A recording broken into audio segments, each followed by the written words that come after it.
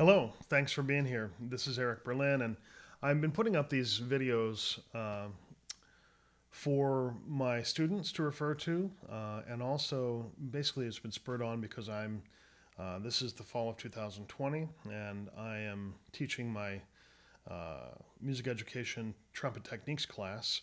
And because it's this time of COVID, everything's remote, and some of the things that I'm able to accomplish much more easily in person. I'm trying to get that information across virtually, and so it's made me think about how to present that. And some of this video content is there for my students to be able to refer back to things in the future, which hopefully will be helpful for a lot of people. So, what I want to talk about today is articulation. And articulation is simply as it is as we speak, it's simply consonants and vowels. We are trumpet players, so we're dealing with simple consonants of T's and D's, and vowel of O is really how I deal with it, and that can be a topic of a different conversation. So, but for now, it's simply an open closed, toe, toe, toe, toe, toe. We're trying to make the T sound just released to the vowel O, and that gives us the biggest, most open sound that we can get. The guide I'd like to point to for talking about articulation is just simply there's page 8 of the Arbin book. There's 3 paragraphs under breathing that basically tell you how to play trumpet. And the second paragraph talks about how the tongue should then advance against the teeth of the upper jaw in such a way as to hermetically seal the mouth as though it were a valve intended to keep the column of air in the lungs. And then it says, the instant the tongue recedes, the air which has been pressing against it pushes itself into the instrument and causes the sound. So, in Arbin's simple description, the tongue is a valve that simply has the air pressing against it, and that allows the air to come, to go into the instrument when you release that valve. Now, that's not just the first note; that's every note. So every note, what the tongue does is it defines the silence that connects the notes. And so, in order to teach this, when you teach a beginner how to tongue, you say tongue the note. You never know what they're going to do. They could just go mup, mup, mup, mup, mup, mup, mup, because all they hear is sound. They don't know how to do it. They could do it with their throat. So, as we did with the embouchure video, starting with the air moving with that straw, which really I find helpful. The way we deal with articulation also starts with the air moving. And we're going to just say, oh, to, to, to, to. We're going to start them. They don't have to think about how they're making it happen. They're not thinking about what's happening in their mouth when they try to copy a word that you say. So it's simply oh, to, to, to, to. And with the O starting it, without worrying about whether there's a sound happening, we get them to understand that the tongue is working within the air.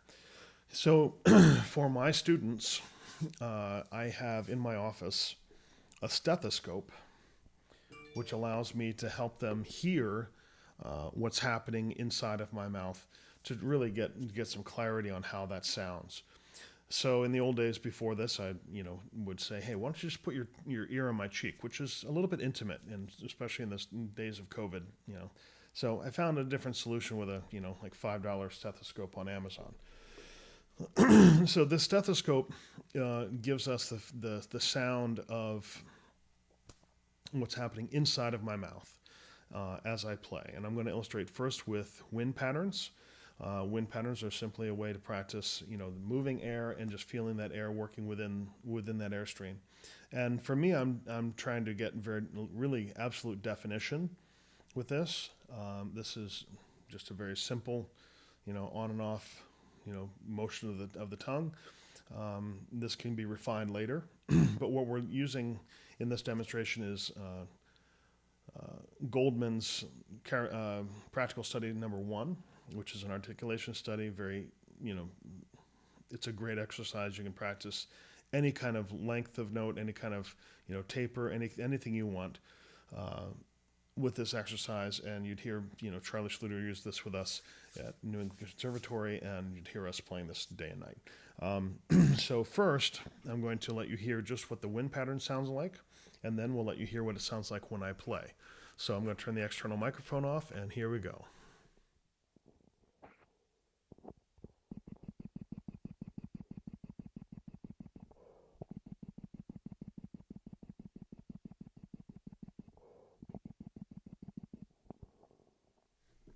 Now, as I work with just wind patterns, I'm using a lot more air than I normally do because there's no resistance of the trumpet, no resistance of the small aperture of the lips, the small hole in the mouthpiece, et cetera, et cetera.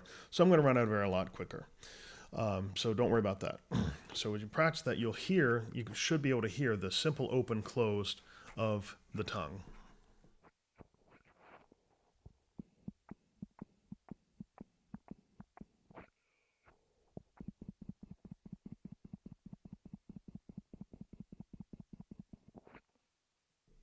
Now, what I'm now going to do is I'm going to take my trumpet and I'm going to use a practice mute to really make sure that we isolate the external sound of the instrument.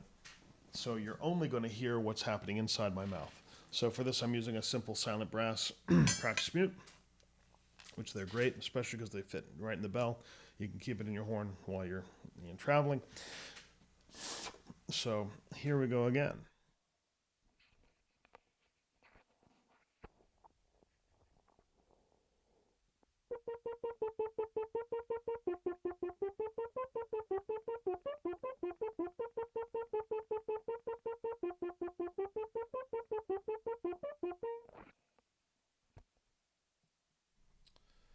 So I'm going to do those one more time.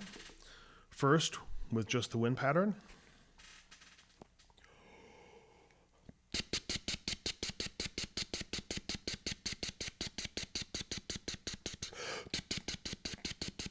Oops, I'm sorry, I had the external microphone on.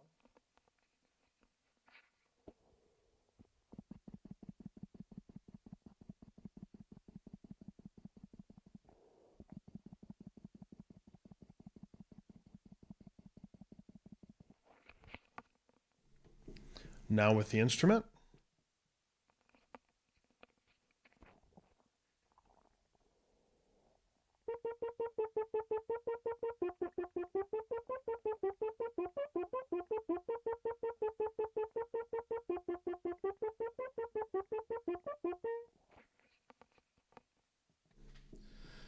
Now, practicing with a practice mute is a great way to, well, it's a great thing anyway. I think it's great no matter what.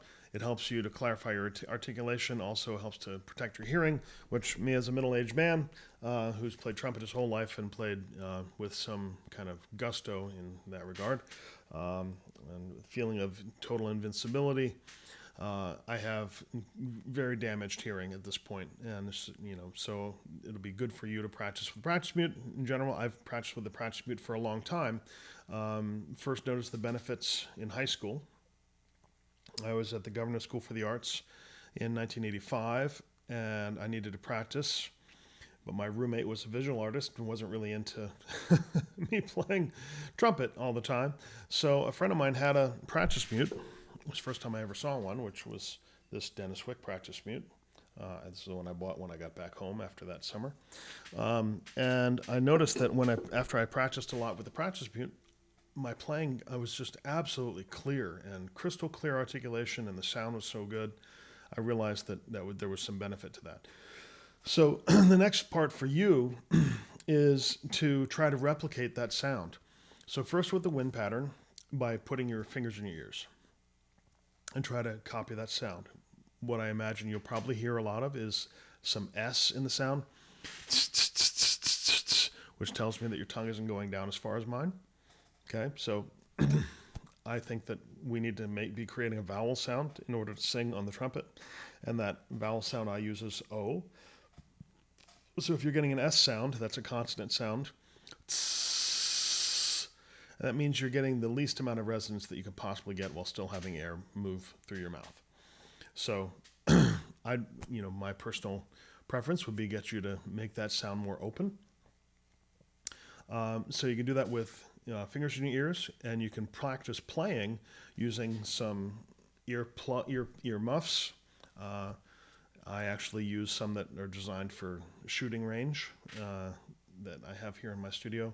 Also, the foam plugs that go inside your ears, you can use those and really make sure they go all the way in so that you really block out the sound, and try to replicate the sound that you heard from inside of my mouth. So I hope this has been helpful, and if you try to replicate the sound, you're going to probably find that your articulation becomes a lot clearer, that it becomes more a simpler motion, and gives you a much bigger, more open, more complete resonant sound. So if you have any questions, please feel free to let me know, and I'll be posting more videos as I think of more content to create. Hope you enjoy it. Take care. Bye-bye.